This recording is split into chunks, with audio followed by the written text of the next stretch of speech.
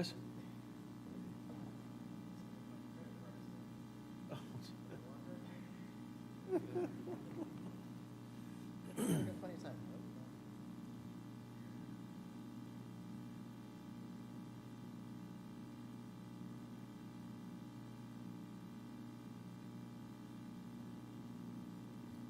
Good afternoon. I'll call the meeting of the Board of Public Utilities for the City of Santa Rosa to order.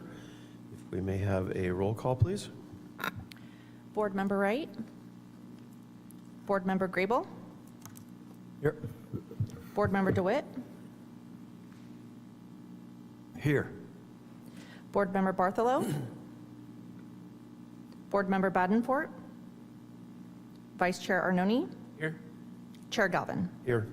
Let the record reflect all board members are present with the exception of Board Members Wright, Bartholow, and Badenfort.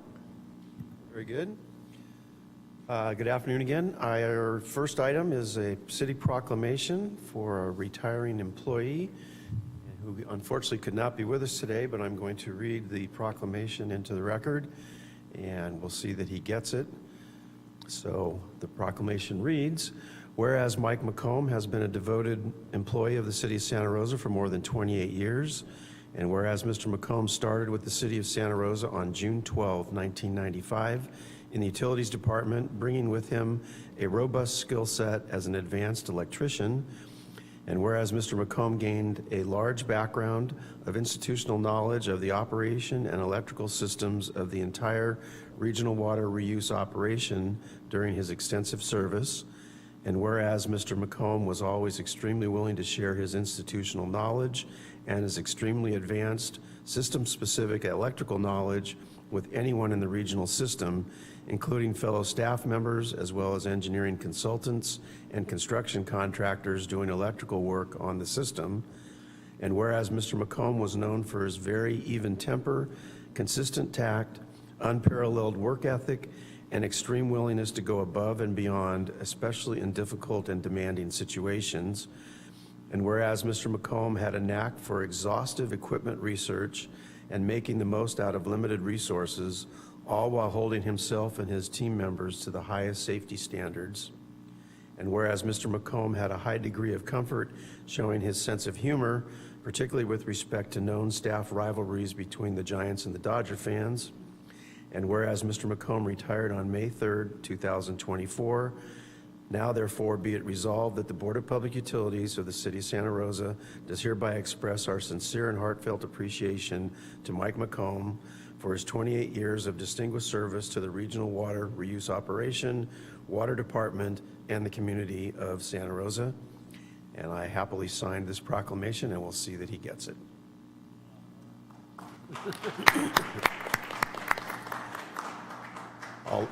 I'll open it up if there's any board member questions or comments.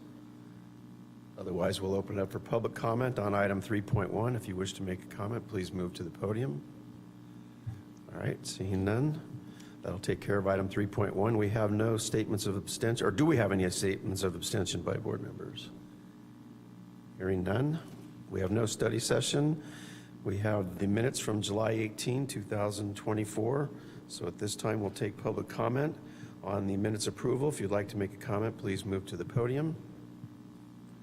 See no one move, the minutes will be approved and entered. We'll now move to our staff briefing. We have two of them, so Acting Director Schiavone, you're on. Thank you, Chair Galvin. Introducing item 7.1, our recycled water update. Deputy Director Mike Prince for the Water Reuse Operations System presenting.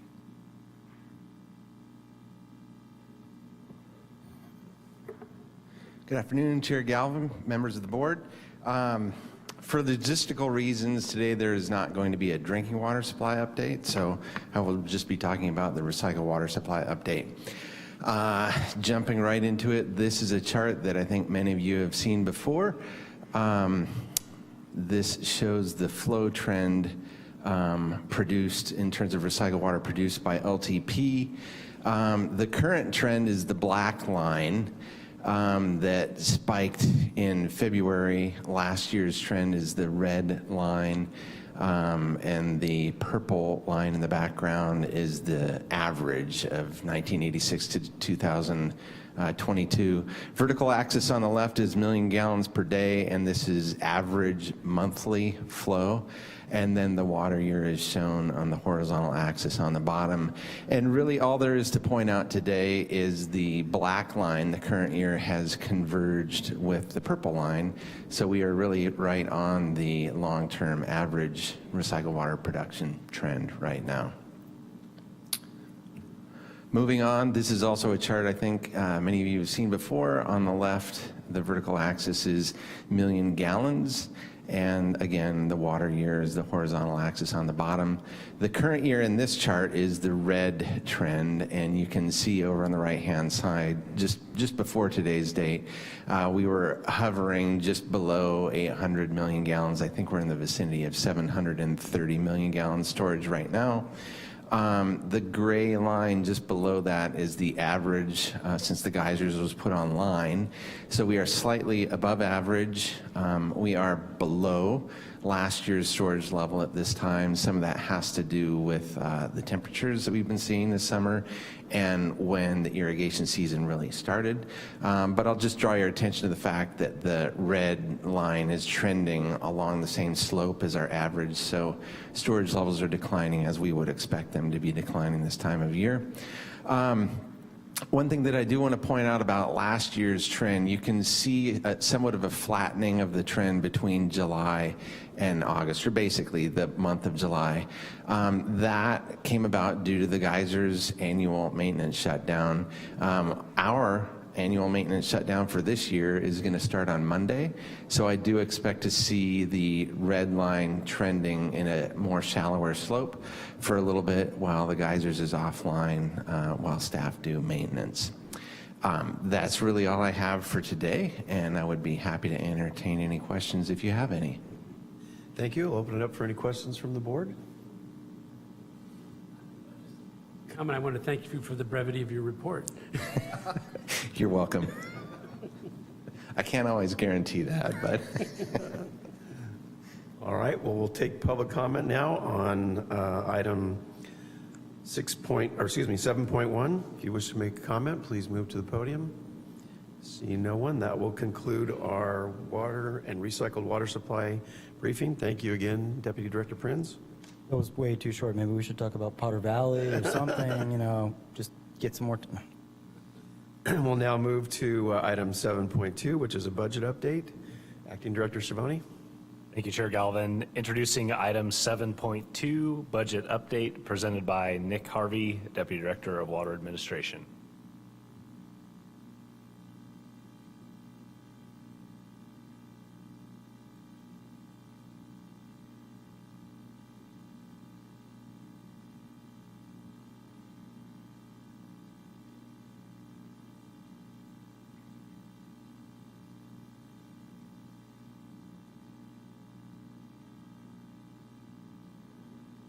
Yes, good afternoon, Chair Galvin, members of the board.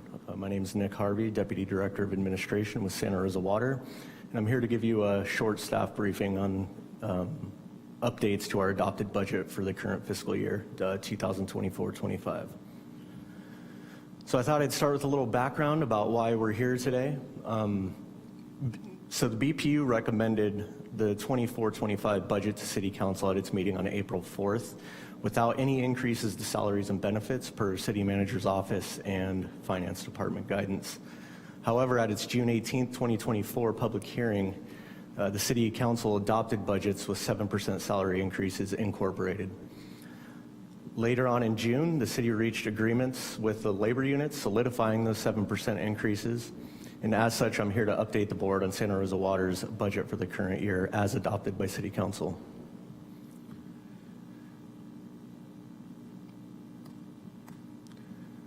So the most effective way to demonstrate these changes, I feel, is looking at the comparison between our revenues and expenditures in each fund.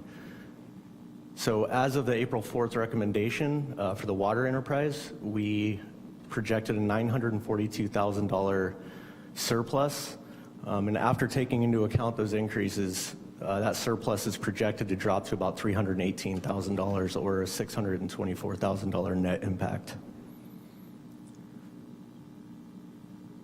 For our local wastewater fund, we had originally projected a surplus of about $890,000. After the salary increases, we're looking at a projected deficit of about $160,000, or a little over $1 million net impact for those increases. And I just want to remind you all that this impact is more pronounced than that of our water fund, because our sewer rates fund both our local sewer operations and Santa Rosa's share of the operating costs out at the Laguna Treatment Plant. In terms of impacts to our regional enterprise, we saw an overall $595,000 increase in O&M expenditures for the entire enterprise, with a $437,000 increase to Santa Rosa's allocation, and another reminder that those impacts are reflected in our local wastewater fund. Stormwater and creeks impacts. So what you're seeing is a combination of the stormwater and creeks enterprise funds and the general fund portion. So this increase is mainly impacting the general fund, as it houses all the positions for stormwater. There is some impact to the enterprise funds resulting from labor charge-outs rather. And you'll see a small decrease of $10,000 in professional services, and that was really a concession by the stormwater team to help offset that increase somewhat by reducing a line item to kind of shore up reserves. And with that, I'm free to answer any questions. Thank you very much. I'll open it up for any board member questions or comments. I'm sorry, Board Member DeWitt. Thank you, sir. This is a quick question about income and revenue from other sources than listed here. Do you folks reach out for grants from the state and the federal government in terms of stormwater and storage, conservation, things of that nature? Yes, our teams are very adept, especially since October 2017 wildfires. Our teams are very adept at identifying grant opportunities and applying for them where practical. Exactly what grants we've been awarded or applied for, I can't speak to that specifically, but we're definitely always on the lookout for additional funding sources. Thank you, sir. I didn't see them listed here, so I'll just wait till the future. Okay, Board Member Grable. Yeah, thank you. If you bring up the slide on the wastewater delta, on the deficit on the wastewater, I think it was the third slide, yeah. So this is the total impact from the 6.8 or 7% salary increase adjustment is that 800. It's 890K plus the 160K. That's the net. That's correct. Totaling up to just over $1 million. And that would have been with no changes to salaries and benefits versus the changes negotiated and recommended and approved by the city council. Correct. So that is $1 million of strictly salary and benefit increases, Okay. not including any other line items in the budget. And just for my, layman's understanding, when you say it's a deficit, is that an operating deficit based on our annual revenues and expenditures, or Yes. is that including whatever allowance and reserves? Like, what's the definition then of that deficit? Is it just an operating deficit? It's really a cash flow analysis. So Okay. we could say operating deficit because this deficit is driven by an increase in operating costs. However, this analysis includes total revenues, total budgeted revenues versus total budgeted expenditures, which includes operating, debt service, and our capital investments in our CIP program. In our expenditures in the same budget that we have, there's also an amount that goes into reserves, and you said, what was the other big one? It's been a while since I've been on budget subcommittee, I'm sorry. If we look at our overall budget, right, and we're talking about this is just, operations and maintenance of wastewater, right? Cash in, salaries out, say, and expenditures and salaries. Would we consider this, if we're operating at a deficit in you know, in just that, in terms of our wastewater impact, right? Do we consider that a reserve expenditure? What is that called? Yes, that would be an anticipated expenditure of reserves of approximately $160,000 on a budgetary basis. However, as of June 30th, 2023, we have very robust reserve balances. So in our water fund, Yeah. reserve balance is about $14 million, and in our local sewer fund, it was about $15 million. And I give you those balances as of June 30, 2023, Yeah. because for 23-24, we're currently in the year-end closeout process, and finance doesn't get around to setting the final reserve levels until about December each year. And we're still well above the state minimums for reserves and all that kind of stuff. I'm sorry, I didn't quite catch that. We're still well above the state minimums for reserves based on our overall budget and size, right? Isn't there a minimum threshold? So that 15, so our minimum threshold is we have a catastrophic reserve policy. Yeah. We have a reserve for appropriations, which strictly represents money that's been appropriated in prior years. And then we have a 15% operating reserve policy, or 15% of our operating costs each year. Okay. So when I talk about reserve balances being 14 million, those are the amounts above the minimum reserve levels. Above, okay. So that's not including the minimum reserves. Okay, because yeah, I was like, aren't our reserves like overall like upwards of like 58 million or something? Yeah, I don't know the exact number, but it's much larger than the 15 and the 14 I referenced. No, that's super helpful, because I know it's not our purview on this board, obviously, to negotiate salaries and, you know, in a collective bargaining and all the different things. But we do see, obviously, in over time, staff turnover, attrition, whether it's recruitment or retention stuff. Obviously, those things are very important, because we, like, I think what I keep hearing is that we like train the best, but we don't pay the best. And you're like, wait a minute. We're training the best, and then they get swooped up by Marin or Snowwater or Napa or whatever. I'm like, yeah, we should be more competitive if we can, right? But it's interesting to know that to be more competitive and honor the contract and the labor negotiations, that we then have to really account for that. I guess right now, $160K annual reserve expenditure to backfill. Right, the and deficit, right? that's why we worked so hard this year to present a balanced budget. So when we came to you in April and you formally recommended the budget to City Council, we had projected surpluses in all three of our operating funds, because we knew, even though there were no COLAs or salary increases included in the budget at that time, we were well aware of the expiration of the current MOUs, and that we were more than likely going to see a hit mid-year this year. But it just so happened we reached that agreement at the end of June, and right in between, the budget study session at council and the eventual adoption. So we're kind of in this weird gray area, which is the reason I'm here today. Great. Well, I'm grateful for the breakdown, and hopefully it'll mean that we get to keep a lot of our top caliber talent. That's some of the best in the nation, and value our folks. So thank you. Any other board member questions or comments? All right, thank you very much for the update, and we'll see how we go the rest of the year. Thanks. Next is our consent calendar. There's 3 items on the consent calendar. I'll entertain a motion. I'll make a motion to adopt the consent calendar. Chair, could we please open public comment on the last item? Oh, I'm please? sorry. Yes, we'll go back to item 7.2 and ask if there's any public comment. If so, please move to the podium. And there is none. Sorry. Now we'll go to the consent calendar. We have a motion on pending. Did I get a second? Second? So we have a motion by Vice Chair Arnone, seconded by Board Member Grable, to approve the consent calendar. Now open it up for public comment on the consent calendar. If anybody wishes to comment, please do so. Seeing no one, we'll have a roll call vote, please. Board Member Grable? Aye.